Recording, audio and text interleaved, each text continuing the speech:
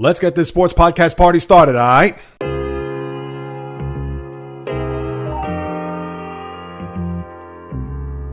The JAYREELZ podcast. What is happening, my good people? Greetings. How are you? How's it going? How's everybody doing out there? What is the latest and greatest? Hope everybody's doing well, feeling fantastic, in excellent spirits. Stay locked in on all that's happening in the world of sports because you've come to the right place to consume it all as the latest podcast has arrived, as this is the JAYREELZ podcast with JAYREELZ. For my first timers, welcome aboard. And for those who've been banging with me going back to the very beginning, somewhere in the middle, even as early as this past Monday, I welcome you guys and gals back. And now that we're just a couple of days away from the final four games of the divisional round.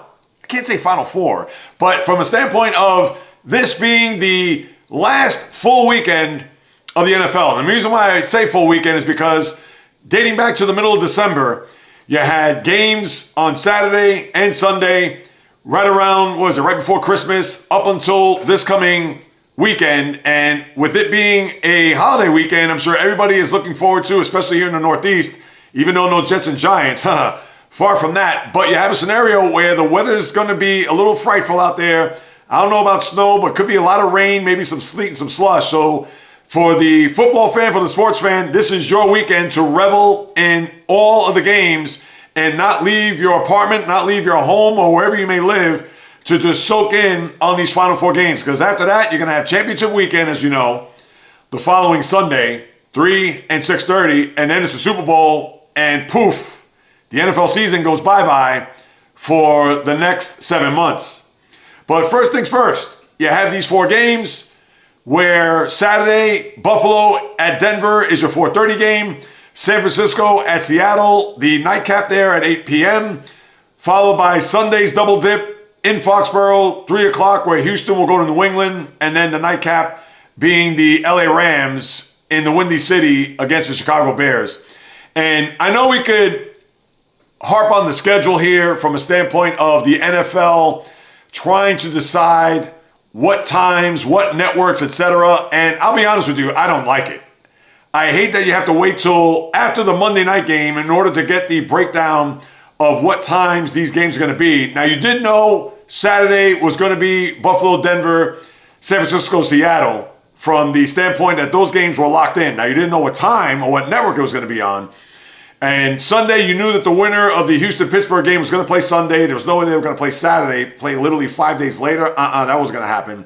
But you didn't know at what time that they were going to play in Foxborough, whether it would be 3 o'clock. And I think the reason why they withheld that is because if the Steelers won, I'm sure they would have wanted to have Aaron Rodgers in what possibly would have been his last game in the NFL play in the Sunday primetime window from 6:30 to 10 as opposed to playing at 3 o'clock. So therefore, LA, Chicago, two big markets, they get the late window, and Houston, New England gets the early window. But why?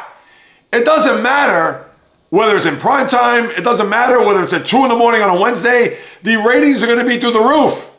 So if Aaron Rodgers did live to see another week and was going to play Sunday in Foxborough, and the NFL said, oh, that has to be the 6:30 game. What? So you mean to tell me that they wouldn't have gotten a huge rating at 3 o'clock as opposed to 6:30, even though it's primetime?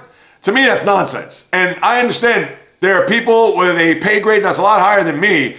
But one more time, the NFL and their content is king. You could put that sucker on the cooking channel Thursday at 3:30 in the morning, and guess what? Everybody's going to watch that game.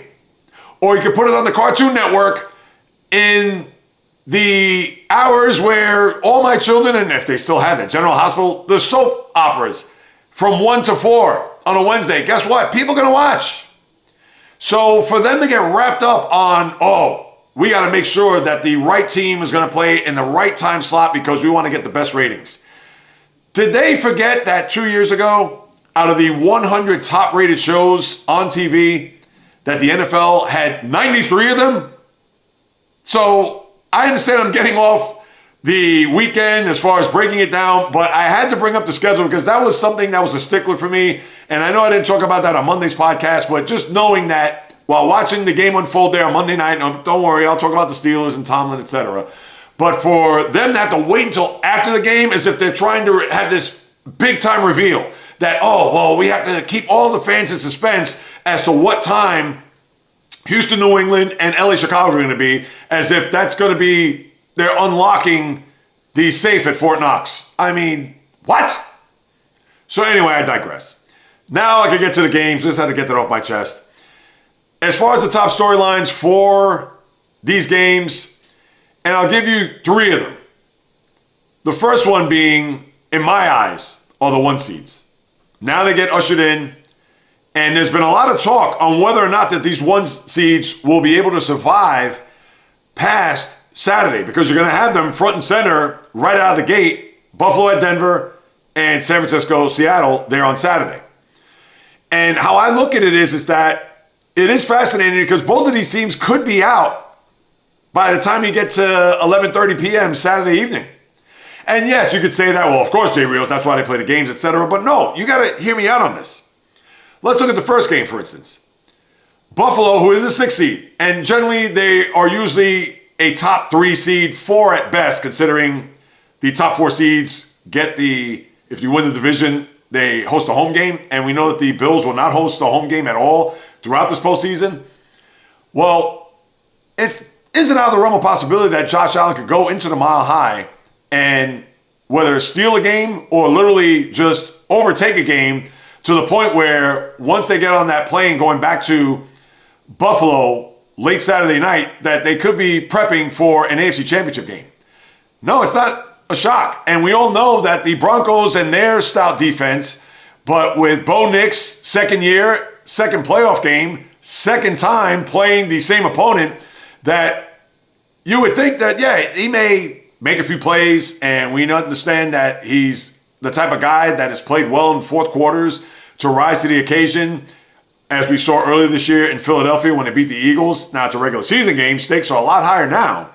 But Bo Nix could also go the other way and throw a bad pick late or have a fumble, which would lead to a turnover deep in his territory to where Buffalo will capitalize and win the game. I mean, come on. The Bills have been there, done that. They are well-oiled as far as experience goes. Now, mind you, their defense isn't great, but it's not as if the Bronco offense, this isn't John Elway and Three Amigos with Sammy Winder out of the backfield. And I'm not trying to make Sammy Winder out to be Terrell Davis, but you understand where I'm coming from. So it is quite simple and easy to see that Buffalo could go in there and not necessarily just steal a game, but would you be shocked that at the half it's 21-10 Buffalo? Absolutely not. Now, Denver could come back, as we've seen Bo Nix do here throughout the course of his young career, but I'm not going to be completely sold that, oh yeah, Denver and their defense, they're going to lock down and shut down Josh Allen there on Saturday. Absolutely not. And then when you look at the night game with Seattle, and I get it, they went into this postseason earning the bye, flying high, considering that they beat their division rivals, San Francisco, in San Francisco on that final Saturday, and beat them up badly. Only 3 points that they gave up in the game. They got a key turnover there deep in the Seahawks territory where the Christian McCaffrey was unable to corral that pass and was intercepted. And Seattle, they look as formidable and as tough as a 1 seed, and there are only 2 of them. And I would trust them more to win their game than Denver. But now that the celebration has quieted down and whatever champagne that they pop to win the division and to win the 1 seed, they have to turn around and face the same opponent that they beat in their building. Now is going to go to their building and try to beat them. And I got news for you. I understand that the Niners are nicked up. I get it that you're not going to see George Kittle, and Fred Warner is on bended knee with his hands crossed going to his head coach to say, please, let me play in this game. Fred Warner, as we all know, the heart and soul of that defense. But for the Seahawks fan, and I don't know any of them. I know some Niner fans in my life. Shout out to you, Louis Pizarro. But for that team who beat them, which will be exactly 3 weeks to the day, or would it be 2 weeks? Am I doing my math wrong? No, it'll be 2 weeks. Is this a thing where the football gods are going to look at this and say, yeah, let me see you beat this team twice in a matter of 2 to 3 weeks, whatever the time span is. I think it's 3 weeks now that I think about it. No, it is 2 weeks because it's January. So now it's a situation where Seattle has to do this again. And San Francisco is going in with house money. If they lose 28-3, so be it. That was expected. But if they're in a tight game in the fourth quarter, and Sam Darnold, although played well in that game, not that his numbers jumped out of the page, that final game in San Francisco, but you mean to tell me that if it's 17-14 San Francisco with 11 minutes to go, and San Francisco's kicking off after getting the go-ahead score, that Sam Darnold is not going to have those ghosts, have the feeling in his gut to think like, uh-oh, I've been down this road before, I should overcome it, or am I going to squeeze the ball a little bit too tight? And next thing you know, he's going to try to throw it in a window where it's going to get tipped and picked, and that's it. The Seattle Seahawks season goes up in smoke. That's where the storyline is fascinating from that regard. So I trust Seattle more than I do Denver here, but that is the storyline because it's not as if they're going up against opponents that are typically your 5th and 6th seed. It's not as if they're playing Carolina. No knock to them, and I understand they were a 4 seed, but let's just say for argument's sake, if they were a 6 seed and they happen to upset in the first round and now they're going to go to play in Seattle. Or a situation where the Denver Broncos are not playing a team like the Indianapolis Colts, who actually beat them earlier this year in Indy, if you recall. But those aren't your typical 6 seeds and 5 seeds in the AFC and NFC. And that's why a lot of the attention and focus, because they're both playing on Saturday, to me, that's the top storyline. If both of those teams make it out alive. And if they make it out alive, fine. Fantastic. But it's not a given. They're not double-digit point spreads. They're not even 8.5 point spreads. If I had even guessed, I'm going to pull this up right now. What are the point spreads for the weekend games here forthcoming? And you would have to think that they're either going to be close, or I wouldn't be surprised if Buffalo, and I'm not a betting man, as you know, but here are the odds. Seattle is -7. All right, that's a significant spread, no doubt. And Denver's 1.5. Now, 7, that may be a bit too high. Maybe, but I understand they're factoring in the Niners being nicked up, not having their defense in full bloom, and then obviously with George Kittle being out with the blown Achilles, that's another situation where the spread is as high as it is. And 1.5. I get it. Field goal wins. If you're a Bronco fan, 30-27, you go up, and that's it. But those teams are live dogs in my eyes. Now, does that mean they're automatically going to win? Absolutely not. But that's, to me, the first storyline. The second storyline I'm going to look at here is this Houston defense going up against New England's offense. And listen, New England's offense is not a juggernaut. I understand. It's not Tom Brady, Wes Welker, Randy Moss of that almost undefeated season. But this Texan defense, we saw Monday night against Pittsburgh. And there's nothing much to really unpack about the game there Monday night. But I'm going to say this. The reason why I bring up the Texan defense is because they are discussed with the Denver Broncos and the Seattle Seahawks as the top 3 defenses, not only just in the playoffs, but in the league overall. And what you saw there Monday night was a thrashing. Even with the Texans coughing up the ball and giving the Steelers every opportunity to stay in the game and even take a lead, they couldn't do anything with it. At one point, when Christian Kirk caught that one ball midway through the fourth quarter and he's up the right sideline, he had 144 yards on 8 catches, I think it was. And I looked. At that point in the game, he was literally 5 yards behind the Steelers' total offense in the game.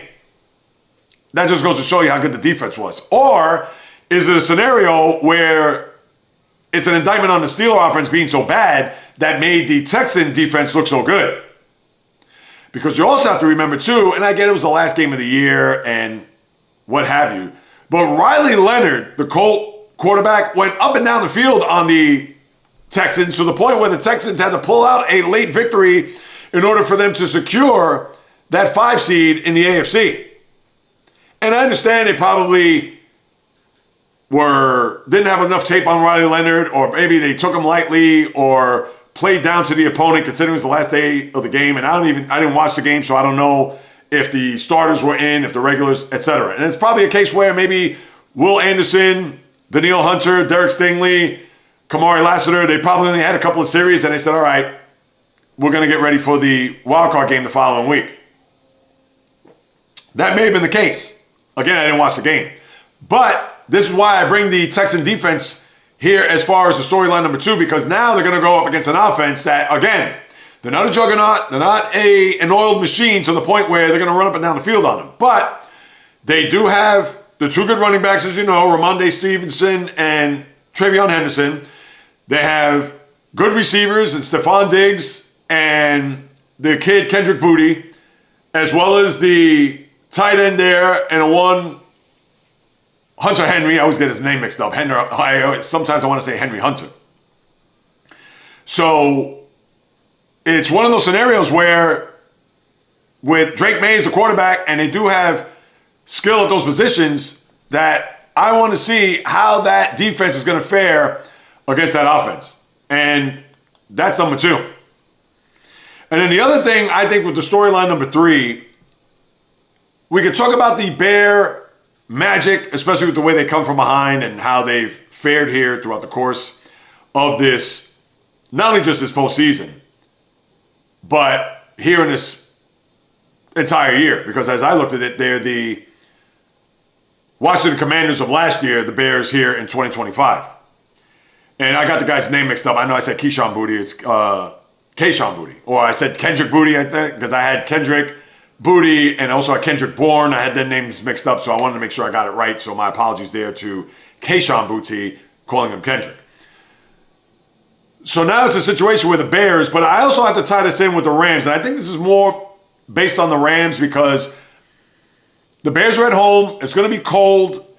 And the Rams, I think, what do they have left after the game last week against the Panthers? Now, to me, I thought they showed a lot of toughness, a lot of grit, and certainly shown some battle-tested tendencies that you like to see in a team that is loaded or has a roster that's loaded to go to a Super Bowl. So with the weather, it's going to be probably either in the teens or single digits at temperature. Who knows what the wind chill is going to be. And a team that has been on the road, had to fly to Carolina the week before. Now they're going to the Midwest. And how they're going to play in those elements. And I get it, the Bears play in those elements too, but still. And how the Rams are going to be able to not only, no pun included or intended, weather that storm, but how they're going to be able to rise with those elements, whether it's going to be windy, that's going to affect the passing of Matthew Stafford. And they have good running backs too, the Blake Corums and the Kyron Williams of the world. But the Bears, when you think about them and how larcenous their defense is, you got to wonder whether or not LA, they'll be up to the task, obviously, but how effective will that offense be under those conditions? Because obviously when they're playing at home at SoFi or in a dome, it's a track meet. They went to Carolina, the weather was fine. It was 72 degrees. Yeah, it was a little windy, but obviously they put up 31 points in the game and pulled it out at the end there, that pass to Colby Parkinson. But now with the elements the way they are, and we saw them play in these type of elements last year in Philadelphia, snow, cold, etc. But now it's Chicago. We're talking about maybe the temperature being under 0 with the wind chill. And how that's going to play out, I think is going to be enormous. And I understand. You can say the same for the Bears too, but I think that's going to be an interesting factor and a big storyline on whether or not the Rams get out. And I think if the Rams win this game, I will go out on a limb. If the Rams win in Chicago, I think they'll go to a Super Bowl. Because I think they're the only team that can beat Seattle if it just so happens to be that Seattle beats San Francisco. And then think about this. If San Francisco beats Seattle, you're going to have a situation similar to what we saw the year that the Rams went on to win a Super Bowl, where they hosted their first game in their building. They beat Arizona. Then they went on the road to beat Tampa. And because San Francisco beat Green Bay that year, the NFC Championship game was back at SoFi. So I'm sure there's probably a little bit of a part inside of them, the Ram fan especially, but even the Rams players, that if San Francisco beats Seattle there on Saturday, knowing that, hey, if we beat Chicago, they will host the NFC Championship game. So whether or not that means that they will host it, obviously remains to be seen. But I think the only team that could win in Seattle that's equipped to do so and is healthy to do so are the Rams. So I think if they win this game against the Bears, they're going to go on to a Super Bowl. And that is pretty much it when I look at the storylines. Because I'm not going to look at, what will happen if San Francisco go to the Super Bowl? I think they can, but I don't know. Who knows how they come out of this game as far as health-wise and from a perspective of just having enough to get to a Super Bowl, let alone just get past this game, which you know it is going to be physical. You know it is going to be a rugged game, and that we'll have to wait and see. So there you have it. Those are my storylines. And as far as the games itself, I think Buffalo, out of all the road teams, I think you have to stack just as far as from 1 to 4. I think Buffalo's 1 to win on the road. Rams would be 2. Texans 3, Niners 4. And the reason why I put the Niners 4th only is because it's not as if, I'm not saying that they can't beat the Seahawks, but because of their health, and I understand Kyle Shanahan's an excellent coach, but I think they may be a bit of a tall order to try to beat Seattle on the road. Now, they're going to have to get turnovers. They're going to have to, Sam Darnold's going to have to see those ghosts, I think, in order to propel the Niners to win. But I think Buffalo's going to be in good stead here. I understand a lot is going to be asked for Josh Allen to deliver, as it always is, and I'm sure he wouldn't want it any other way. Denver, I know that defense is going to come out flying, but how does Bo Nix and company, how do they start off this game?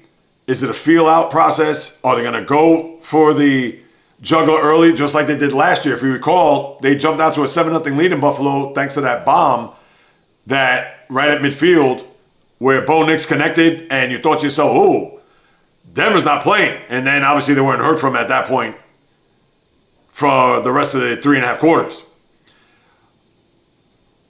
Buffalo's going to find a way, I think. And Bo Nix, I can see him having the ball last, and either they turn the ball over on downs or he just turns the ball over. I think it's going to be 27-21 Buffalo beating Denver. Because of Josh Allen. He is the X factor. That's all there is to it. He's a guy that's not going to be afraid. He's a guy that's going to try to run through you for first downs. He's a guy who's going to do it with his arm and his legs, and he's going to do whatever it takes to win. And when you have a guy like that on your team, it's hard to count him out. I don't trust their defense, but I trust him. San Francisco, I just think there's a lot to ask for. I would not be surprised if they're in the game in the fourth quarter. I wouldn't be surprised if they win the game. But I think Seattle, it's almost a situation where they didn't come this far to come this far. And what I mean by that is that they knocked out their division rival to get to this point, and I don't think they would want to even think that if they lose to the opponent that they knocked out, that they're going to do the same. But I will say, if it's tied, or if they're trailing in the fourth quarter, my heart would be pumping out of my chest if I'm a Seahawks fan. Because I can't say I trust Sam Darnold in a big spot. But I'm going to go on my gut. I don't think they're going to cover. 7, I think, is a little bit too high. I could see a backdoor cover. I could see this being 27-13. And that's a push when you think about it. But I can see it being 27-13. Or how about this? How about being 24-14, and then they get the backdoor cover, and it's 24-21. As far as Sunday, I'm fascinated how this Texan defense, and I said this early in the week, and I say it again, that Steeler offense, it was tailor-made for the Texans to stop them. And with the Patriots, I'm rooting for Houston big time. I cannot root for the Patriots. And C.J. Stroud had an awful game there, as you know, on Monday night. But he made plays. That 3rd and 15, the biggest play in the game, as you know, if you watched. at 7'6", Christian Kirk. But now you have a situation where the Texans are going up against an offense that, with Josh McDaniels, I'm sure he's going to come up with a wrinkle or two. But I think C.J. Stroud, like I said, he'll play a little bit better. He's not going to cough up the ball 3 times the way he did there on Monday night. At least I don't think. That's not to say he's not going to turn the ball over at least once. But I don't think he's not going to fumble twice and throw a bad pick deep in Steeler territory the way he did on Monday. I see this being the first team to 20. And who knows if they even get to 20. I'm going to say Texans 19, Patriots 17. And then Bears-Rams. That game, Bears are actually an underdog, 3.5. Wow. It's going to be interesting. Caleb Williams, it's almost as if which guy's going to stand up. Is he going to be the guy that's going to be 11 for 22, 145 yards, a touchdown, and a pick, and you're entering in the fourth quarter, and then all of a sudden that's when the magic arises? Or is he going to have an efficient enough game to where you don't have to come from behind? Because he cannot do this week in and week out. I mean, it's impossible to sustain. I think the Rams will find a way. I know this is risky because of the weather, etc., but Matthew Stafford will will his team. And you can only hope that if they have the ball last, they'll find a way. I don't know if it'll come down to that. But because of the weather, I could see the special teams are going to be huge, and field position obviously is going to be enormous too. I'm going to say Rams 21, Bears 19. I could see it being 21-13. The Bears will get that touchdown, they'll go for 2, and then they won't convert. Rams 21, Bears 19. That is your divisional weekend. Now, as far as the news in Pittsburgh with Mike Tomlin, listen, the game, do I even need to unpack it? Steelers going to capitalize on those turnovers. Their offense was putrid. No surprise there. DK Metcalf, who had that one big catch to start off, then he had that bad drop later on, which, who knows how the game would have turned out. Not to say they would have won, but the complexion of the game could have been a little bit different. And even though this final was 30-6 and was not an indication of the final score because the Texans scored 23 points in the fourth quarter, but when you give up a fumble recovery for a touchdown and you had a pick six, which I thought was rubbing it in there by the defensive back. Who was the defensive back that picked that off? Off the top of my head, I can't remember. But the Steelers go meekly into another offseason after another one-and-done exit, which leads to the resignation of Mike Tomlin, which I wasn't surprised, but I have to say, it was a bit sad only because, not that I'm shedding tears, but it was sad because it was an end of an era. And you knew it was coming. I talked about this November 30th when the Bills ran up and down the field on the Steelers and how the fan base was just tired of him, fire Tomlin, etc. And I said, who are you going to get to replace him? And people had even sent here on my YouTube channel, at JAYREELZ, if you haven't subscribed, I'm getting close to 1,000. I think I'm about 3 away. So if you haven't subscribed, please do so. Where the fan base was wanting him out, and I'm not saying I was fighting for Tomlin and had the pom-poms out because I'm thinking, yeah, maybe it's time.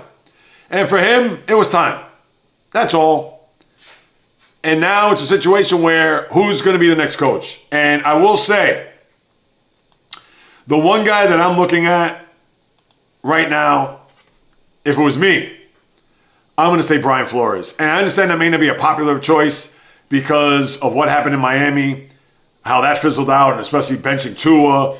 And then that whole situation where he interviewed with the Giants and it was leaked that, Brian is getting the job, but it wasn't Brian Flores, it was Brian Dable. And then right away he wanted to sue the league and how he was unsuccessful. But then he ended up on the Steeler defensive staff as an assistant in 2022, then went to Minnesota, and their defense has been very good over the last few years.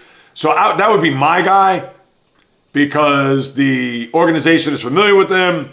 And I'm sure being under Tomlin for that 1 year and learning his lessons there in Miami as to what transpired there with the quarterback, etc., that I think he'd be a good fit. Why not? I understand you're going to have the name Chris Shula thrown out there. the Ram defensive assistant. You're going to have a bunch of other guys out there that are going to be talked about. Even one of the offensive assistants on the Rams, I think he may even get an interview. I can't even pronounce his name. Nathan Shalhouse. I guess that's how you pronounce it. And if I butchered it, my apologies. But we shall see. It's not up to me. That's my choice if you ask me. I'm not bringing in Mike McCarthy because who's your quarterback? We know that Aaron Rodgers went to Pittsburgh because of Mike Tomlin, and I would think he's going to retire. When? Who knows? I wouldn't be surprised if it's right after the season. He shouldn't wait till April. I mean, please, why even do that? I'm sure he probably doesn't want to do that now. He's the type of guy, he's going to be thoughtful, he's going to iron it out, whatever. But I would think once the Super Bowl comes and goes, or maybe, who knows, in between Championship Sunday and the Super Bowl, maybe he'll announce it then. I don't know. I have no clue. But I would think this is it for him. And where the Steelers go for a quarterback, who knows? Is it going to be Kirk Cousins? Is it going to be Malik Willis? Those are the two names that are going to be thrown around here over the course between now and once the quote-unquote season begins in March, where free agency, the curtain is raised on that, and it'll be a free-for-all. So, who knows? I couldn't even tell you. They can't draft a quarterback because they're right there in the middle to the bottom rung of the draft order. So, it's not as if a quarterback's going to fall in their laps, and I don't know if they're going to trade up for one. I mean, that's a big question mark. So we shall see. And how the organization moving forward, I'm going to say this real quick, and then I'll move on to other things. I know Art Rooney II, he said that he doesn't want to rebuild. That's not in his vocabulary. Okay, fine. I think this team needs a big restructure. And what I mean by that is defensively they're old. Let's call it as we see it. Cameron Hayward's still effective. He was second team All-Pro this year. But he's not getting any better. TJ Watt, you kind of wonder right now, he's already taken those first few steps on the other side of the mountain. He's 30 years old. Did not have a good year for his standards. Is he going to get better? Is he going to be close to that Defensive Player of the Year that he was in 2021? At this very moment, I can't say he is. That's not to say he's going to be ineffective or he's not going to be good, but he sat out to get that $43 million payday, or $41 million, whatever it was. And let's face it, he didn't really earn it. And I don't want to hear about double teams, and I don't want to hear about him being chipped and whatever. And he's giving max effort, I get that. But you mean to tell me that Myles Garrett wasn't chipped and double teamed, etc., where he broke the all-time sack record? I mean, come on. So I don't want to hear it. Then you have a situation where Jalen Ramsey will probably be there next year, but he's going to be 31, I believe, going into next year. The defense is old. And yes, I understand you have guys like Derek Harmon and Joey Porter Jr. All right, I get that, but they're going to need to revamp that or at least retool that along the way. They got to get younger. And then on the offensive side of the ball, the offensive line is young, that's fine. And you have Freiermuth, who deserved more, and I understand he voices displeasure at the end of the year or after the playoff game. But the Jonnu Smiths, I don't think they're going to re-sign. The DK Metcalfs, he's going to be there, and we saw what happened there at the end. They need a running back in the worst way and a good every down back. Kenneth Gainwell's a free agent. He's going to be gone. Jaylen Warren has a ton of heart, and I love him. Very underrated, but he is not an every down back. He just isn't. So, and obviously they need a quarterback. So, I get it. Art Rooney doesn't believe in rebuilding. He wants to be in contention every year. I get it. But 10-7 and getting into the playoffs, whether this year is a 4 seed or in years past as a 6 seed, as a lifelong Steeler fan, is not cutting it. I understand you're not going to go from that to 14-3 and be a top 2 seed in the AFC next year. But, yeah, a rebuild may need to be in store. That's all I'll say. But he has the fingers on the pulse a lot better than I do as a fan from afar. But I do know and I do follow, if they want to be of any relevance, they're going to need to rebuild. That's all there is to it. And John Harbaugh, they're finalizing a deal, him with the Giants, so he's going to sign on the dotted line and be a member of the G-Men. And I'm sure the Giant fan, they're puffing their chest out and they're happy knowing that they're going to get a former Super Bowl winning coach and a guy who, as I've stated a million times here on this podcast, instant credibility without question. And I'm sure he's going to command that room, and they're going to be buddy-buddy and rubbing elbows. He's going to be their best friend. But how long before that falls on deaf ears? That's all I'm going to say about that. Now, I'm only going to bring this up when it comes to college football because the game is on Monday and I'll preview it then. But here it is. We are now 6 days removed from the game, Indiana and Oregon, and we still have to wait 4 more days. And here's a surefire method, and I'm sure the committee has thought about this, but guess what? Just like us fans have to go with the flow, roll with the punches, have to deal with the changes that are being made throughout all the sports, not just college football, but NBA, NHL, NFL, MLB, etc. Well, guess what? Now it's time to, as this fan, to tell the committee, I know they're not watching or listening, but this is what they have to do in order for them to change this college football playoff system so that it is somewhat seamless and fair for every team, every party, the fan, the networks that are paying billions of dollars to broadcast these games, etc. Because let's face it, you can't have 3 weeks for these bye teams, the top 4 teams, to play because we've seen them fall by the wayside constantly. Obviously, we saw Georgia, and going down the list. Last year, all 4 didn't even get out of their byes. So here we go. We know that the college championships you can't get rid of. That generates money. Obviously, they're sponsored, etc. We understand. So with the SEC championship, the Big 10, Big 12, okay, fine. That's always going to be the first Saturday in December. The second Saturday is the Army-Navy game. I understand. Prestigious. It is Americana. You can't mess with it. Now it's time to mess with it, but just tweak it. Hear me out. So once the regular season ends after Thanksgiving weekend, then conference championship weekend, playoffs will start Friday, whatever that Friday date is. Your 2 games, 4 o'clock, 8 o'clock. That first game could be, let's say this year, James Madison and Oregon. And I don't want to hear, we're going to lose out on ratings, whatever. If you follow college football, if you love college football, if you watch college football, if you just love football overall, people are going to watch. I'm sorry. And James Madison and Oregon, outside of the respective regions where they play, and if you're an alum of that university or those universities, you're going to watch.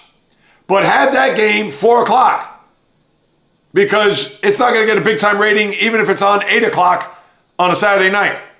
So you play that at 4. 8 o'clock, you could put your Alabama, Oklahoma there for the world to see.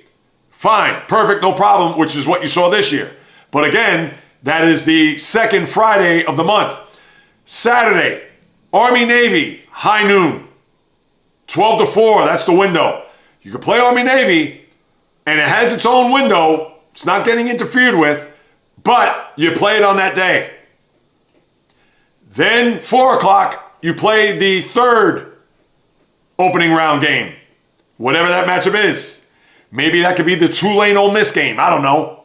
Whatever game you want to put there. And then the primetime game, that's where you can put Miami, Texas A&M.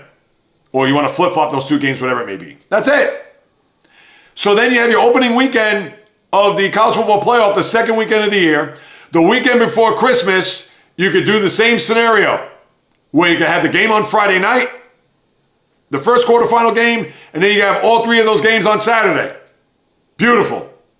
Your semifinal games, you can have the 1 game on New Year's Eve and the 1 game on New Year's Day. Whatever game that is. The Rose Bowl, the Sugar, whatever. And then, depending on when the day falls, because I understand it's going to shift. New Year's Day is NFL Sunday, so it's going to be January 2nd. I understand.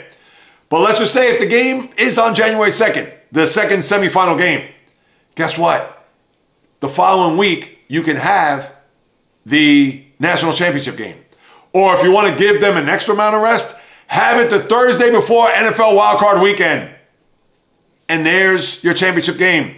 Before the NFL starts, before everybody's just zeroed in and locked in on NFL football, you conclude your college football season Whether it be the Thursday before the wild card round, or it could even be the Monday after the regular season.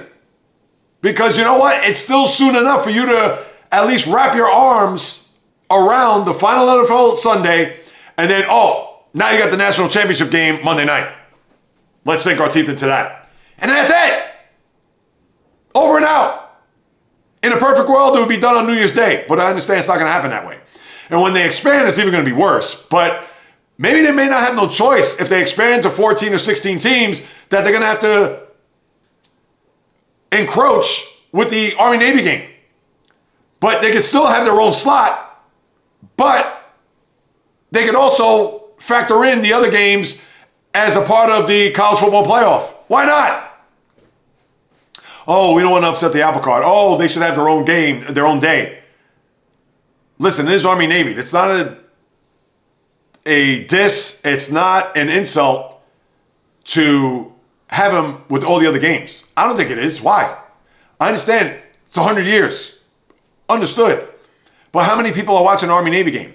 If anything, the Army-Navy game could be the catapult to get your appetite wet to get ready for the playoff games at 4 and 8. If you decide to skip it altogether, fine. How many people are watching Army-Navy to begin with? That could be your appetizer for the main courses. Why not? Am I wrong? Am I right? You be the judge.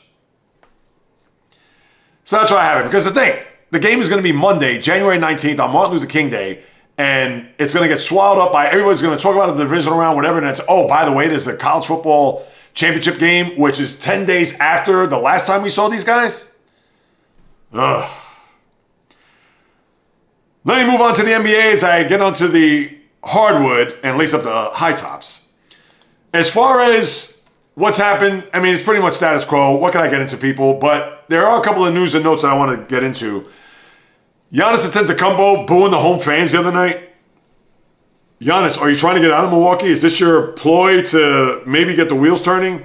To have the fans go against you, and the next thing you know, you're jettisoned by the trade deadline, which I believe is it February 5th? I think it's the 5th, if I'm not mistaken. I'll check that out, and we'll talk about that in a later podcast. But for him to boo the home fans, that is a no-win situation. Giannis, come on, you know better than that. You're a classy player, an all-time great, etc. And for him to come out to say, well, I don't want anything that's negative, I tend to box that out, and my only way to do that is I'm going to put my thumbs down and boo them. You're getting your doors blown off by the Minnesota Timberwolves, who are not playing Rudy Gobert or Anthony Edwards in the game. I mean, what do you expect? If they're in the game, and they still have the right to boo, but at least you could say, all right, well, they had those guys in there, that's why we didn't come to play tonight. Come on, like, what are we doing, Giannis? You know better than that. So I don't want to make this out to be, this is the beginning of the end or whatever, but who knows? If something happens in the days and weeks to come leading up to the trade deadline, and you're saying, there's two teams rumored to get Giannis, this could have been the catalyst. We don't know that. So I'm just putting that out there as a receipt, and it's from afar, but you don't boo the home fans. You just do not. How many times have we seen, please, we talked about this yesterday on the live stream, every Wednesday, 12 noon on YouTube, where Francisco Lindor in his first season in New York, he and Javi Baez giving a thumbs down to the fans. And I understand he's made amends since, but that's a fight that you will certainly not win when it comes to battling with the fans. So, Giannis, I'm surprised at you.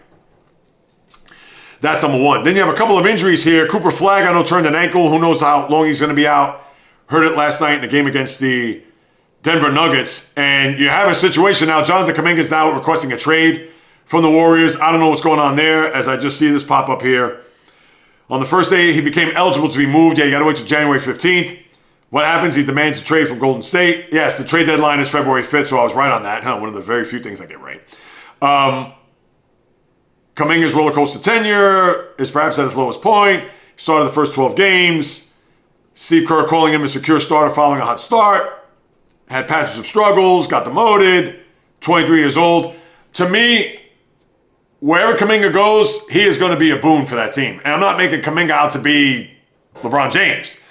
But a kid that has size, could score, play defense, right system, and for whatever the reason, they want to trade away this young guy, or they've come to a point where the player is forcing a trade out because there's no love lost between the coach and the player. And I'm sure what they say, one man's trash is another man's treasure. That's probably going to be the case with Kuminga. And again, I'm not going to make him out to be a perennial all-star after this, but who knows what they're going to get back. They're probably going to get back 60 cents on a dollar. Who knows? And who knows if they're even going to grant him his wish. So that's something that we'll keep in mind. And we even talked about that last year with the contract situation that he wanted out and the agents. And yeah, it's just been a mess there with Kuminga. And it's probably best for the Warriors to trade him now at this point anyway. So you got that to deal with if you're a Warrior fan. But the other news and notes, I talked about Cooper Flagg, ankle sprain. Who knows what's going to happen there. But a bigger ankle sprain is the one on the right leg of Jalen Brunson, who hurt it in the first few minutes of the game against the Kings yesterday, not the Clippers. And who knows how long he's going to be out. Obviously, he's hurt this ankle last year, missed the last month of the season before having that big postseason, as you know. Also tweaked it early this year. What was that game against? I think it was Orlando where he hurt it. And now it's acting up again. We know that ankle injuries, especially a high ankle sprain, they never heal in season. But I would think that they're going to take precaution, try to get the special assistance that he's going to need to get himself back.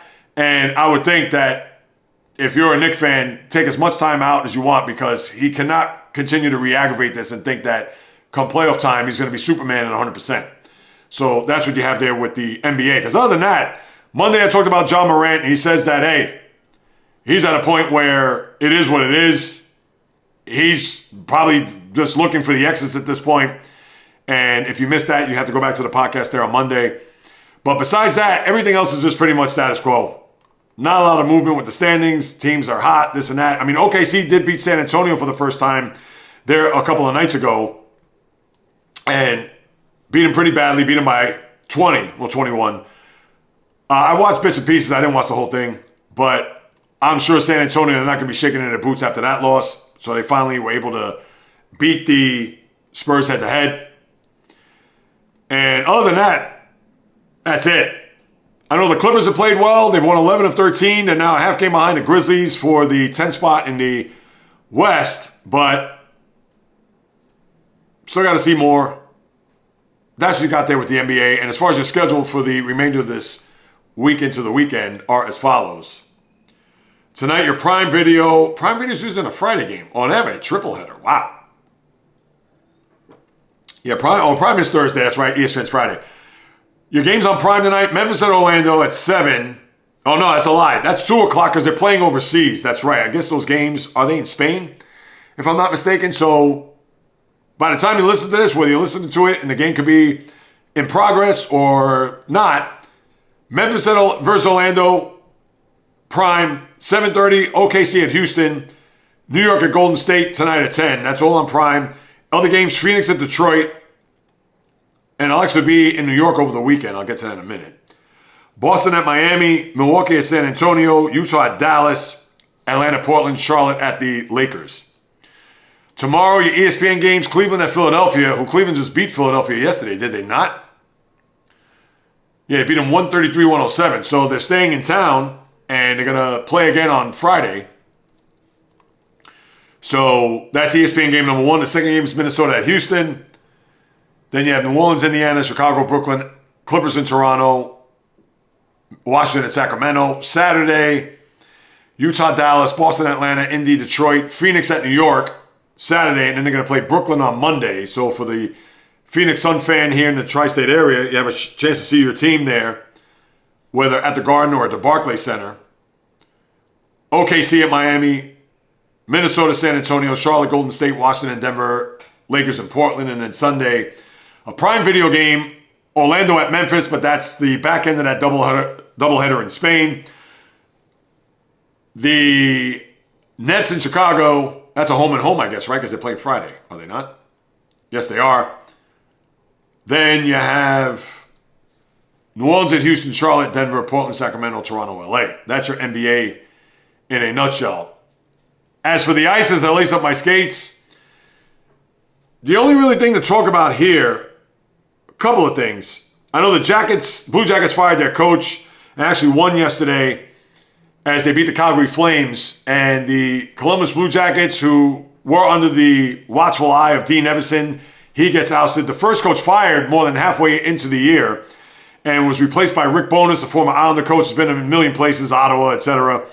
But the Blue Jackets win, and when you look at them as far as the standings go, and I don't have the overall standings when it comes to wild card, how far there are out, etc. But we know that they're near the bottom of the Metropolitan Division. They're actually 1 point ahead of the Rangers, who are in the basement, and they've lost 5 in a row, and they lost 8-4 yesterday to Ottawa, and they were down 6-0 midway through the second period. I don't know, the Mike Sullivan experiment, it is not working there at the Garden, at least so far. But for the Blue Jackets, who knows if that's going to turn their season around, and maybe they'll be on the fringe when it comes to the wild card, so we'll keep in mind on that. And then the Devils, who got off to that great start, and then obviously they've gone backwards big time. They are 4 points ahead of the Rangers in the Metropolitan Division, and the GM, Tom Fitzgerald, has been working the phones daily as rumors start to swirl with the Devils. Who knows what they can unload? I know they have a couple of veteran players, Dougie Hamilton, the defenseman, and Andre Palat, the former Tampa Bay Lightning player, and the Lightning are playing great. They won 11 in a row, and I'll get to them in a minute. But for those two players who could be on the way out, and the deadline for the NHL, I believe, is not until the early part of March. So who knows if the Devils are trying to make these moves now to improve the team to see if they could at least get themselves in better stead in the Metropolitan, as well as the conference overall, to see if they could get into the playoffs, because once they're healthy and ready to go, maybe they could make a run. Listen, I picked them to go to Cup Final, and it was certainly looking pretty good the first 2 months of the season into early December, and since then they have not played well. So let's see what the Devils do, as they may ship a couple of their key players or veteran players on the team. But besides that, again, NHL is going to be in the clouds.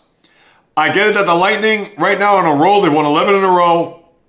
I believe their last loss was to the Islanders, dating back a few weeks prior. And with that, they're 1 point ahead of the Red Wings, 2 ahead of the Canadiens. And we talked about the Sabres, how well they played. 7 points ahead of them, who are tied with the Bruins. They have 54 points in the Atlantic. Panthers have been meddling. They're next to last when you think about it. And then Ottawa's in last place, and they had that showing against the Rangers last night, as we just talked about. Carolina, 60 points, 5 ahead of the Islanders, who are 1 point ahead of the Capitals, 3 ahead of the Penguins and Flyers in the Metropolitan. Out west, we know Colorado's continuing to steamroll, 11 points ahead of Dallas, who are 2 points ahead of the Wild, and then you have the Mammoth after that, who are 11 points back. And in the Pacific, Vegas, who won last night against the Kings, and actually they put together a bit of a streak, winners of 5 in a row atop the Pacific, but only 2 points ahead of Edmonton, and Edmonton's 3 points ahead of the Kraken. And then you have San Jose, the Kings, etc., the rest of the way. And as far as the schedule for the remainder of the week, tonight, Pittsburgh at Phillies, your ESPN game. Then you have Montreal, Buffalo, San Jose, Washington, Vancouver, Columbus, Seattle, Boston, Winnipeg, Minnesota. Islanders in Edmonton tonight. Toronto at Vegas. Dallas at Utah, Calgary, Chicago. Tomorrow, San Jose, Detroit. Florida, Carolina. Tampa at St. Louis. Nashville, Colorado. Anaheim at LA. Saturday, Minnesota, Buffalo. New York and Philadelphia. The Rangers, that is. Islanders in Calgary. Seattle, Utah. Carolina, New Jersey. Montreal at Ottawa. So I'll just pick out the big games here. I don't want to go through every game, which I've done so far. Columbus at Pittsburgh. Boston at Chicago, original 6. You like that. Edmonton, Vancouver. LA at Anaheim. So there's your home and home with those two teams. And then Sunday, Tampa at Dallas. Ottawa, Detroit. St. Louis at Edmonton. That rounds out your NHL. And then, lastly, the baseball, as I get into the batter's box. The Red Sox make another splash. They sign Ranger Suarez, the former Philadelphia Philly starter, 5 years, $130 million. Excellent signing. They shore up that staff with Garrett Crochet, Brian Bayo, Of course, Sonny Gray that they got in the offseason. The other kid, Johan Oviedo from the Pirates. They have a couple of young kids there, as we know, Peyton Tolley, and the other kid, what's his name? I think Connolly Early. I mean, they have a very good staff. And I understand they still need some sticks. They lose Alex Bregman, as you know, early in the week. I talked about that then, as he signs with the Cubs. So their pitching staff, even their bullpen, back of the bullpen, Aroldis Chapman, who had an excellent year last year, as you know. But the Red Sox still need some hitting. And there are a couple of guys that are out there. I don't know if you want to pick up Eugenio Suarez for him to take over for what Bregman was at third. Now, not the glove that Bregman is, but certainly can provide a lot of punch. But there's another guy that's out there that when you're reading the rumor mill, and it looks like it could be a situation. Yeah, I know there's this point shaving deal, which I guess I'll talk about in a minute. College basketball. There have been reports that Kyle Tucker could have a couple of deals on the table. One from the Mets, the other from the Blue Jays. The Met offer, where I just read a short time ago, they've actually increased their, not just the years, not just the salary, but the years. Originally, I guess the Mets were going to offer Kyle Tucker 3 years and $150 million. Now they gave him a fourth year. And the offer by the Blue Jays is anywhere between $8 and $300 to $10 and $320. Now, if you're Tucker, you'd probably take the Blue Jay deal, considering that they were coming off of a World Series appearance at Game 7, as you know, and they made a lot of deals here in this offseason to really fortify their roster. Now, I'm going to say this just as a Met fan. If they do sign Tucker, I don't love it. I barely like it. And for this reason. I could talk about the Juan Soto dynamic. Does Juan Soto know? Have the Mets been in contact with him to say, hey, we're thinking about getting Kyle Tucker. We're going to move him to left field, or we're going to have to move you to left field? That's one thing. But here's what I don't like about it. Or here's why I'm not in love with it. The Mets still need pitching. Are they banking on their three young, I'll call them studs, Nolan McLean, Brandon Sproat, Jonah Tong, to be penciled into this rotation next year to go along with either Kodai Senga, Clay Holmes, David Peterson? I guess that's your rotation. It's going to have to be a six-man rotation because Kodai Senga is not going to pitch every fifth day. So if that's your six-man rotation, all right, fine. But are you really going to trust in those guys? All right, McLean I'll give you because there's a little bit more sample size with him. But with Tong, who is very inconsistent, you've seen the good and the bad of him. And Sproat, you've seen good, but he hasn't won a game.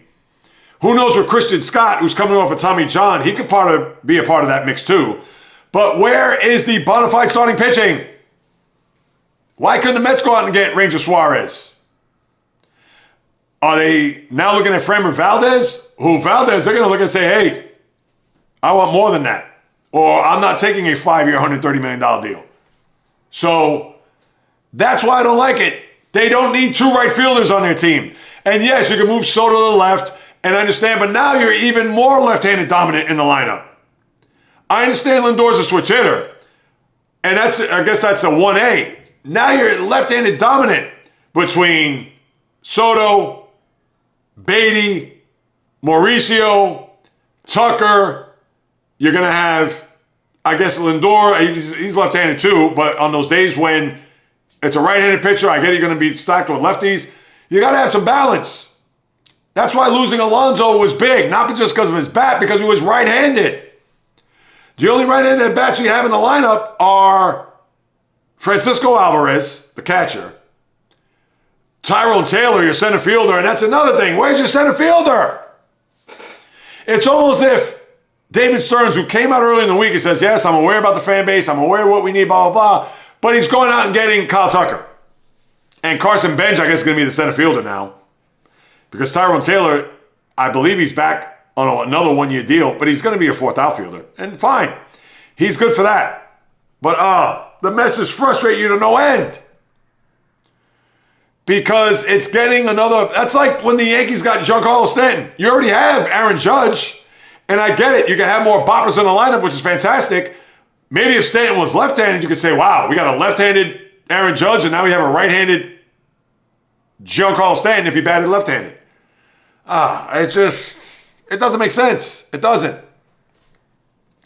If Tucker was right-handed, I could say, all right, fine. And if he played center field, even better. But he doesn't either. That's why I'm not in love with it. Leave your thoughts in the comments in the box below on YouTube, even Spotify for that matter. But, just aggravating. But that's what you have with the baseball. And yes, I see that this report has come out. And at first I thought it was football, but it's college basketball. 20 have been charged in a college hoops point shavings plot. And I know college basketball has been like kind of all over the map right now. And I know you have your dominant teams. I know Michigan lost the other day and Iowa State lost too. So I haven't been overly on top of it, but I've been following it. But now you have this situation where 17 Division I teams have been involved in this point shaving scheme that involves 39 college basketball players, 29 games being fixed. Now, the games they said that they've been fixing New Orleans games. What does that mean? Does that mean the teams that play in New Orleans? That means LSU. That means Tulane. I don't know of any other Division I team that's in the state of Louisiana right now, and there have been 4 players charged. But I guess we'll have to see more of this as the story unfolds. But yeah, certainly not good. Ugly. And if it involves any of the Blue Bloods or any team that is of note or of ilk in college basketball, then we definitely shall see. But it's an ongoing story. We'll see how it unfolds as we get closer to the weekend and obviously into next week. That'll do, my good people. Another episode just about in the books. As always, thank you so much for stopping by, carving out precious time out of your day to listen to what it is I have to say about what happens in the toy department of life called sports. And if you haven't done so, people, what are you waiting for? Please subscribe, rate, review, Apple, Spotify, the YouTube channel, at JAYREELZ. If I didn't mention this before, and if I did, my apologies, I am literally a handful of subscribers away from 1K, 1,000, and I want to go beyond that. My hustle, my heart, pumping out content on a daily basis. You know those shorts you see when I analyze what's happening in sports? And not only that, but the vlogs that I put forth, the one last week that has actually been pretty good on Bob Probert, one of my favorite, if not my favorite hockey player of all time.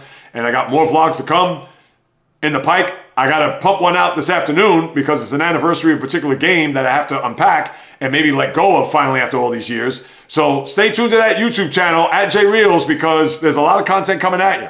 Of course, my live streams, my podcast pre-games every Monday and Thursday, 9:30 a.m. Live stream every Wednesday, 12 noon Eastern time, all Eastern time, of course.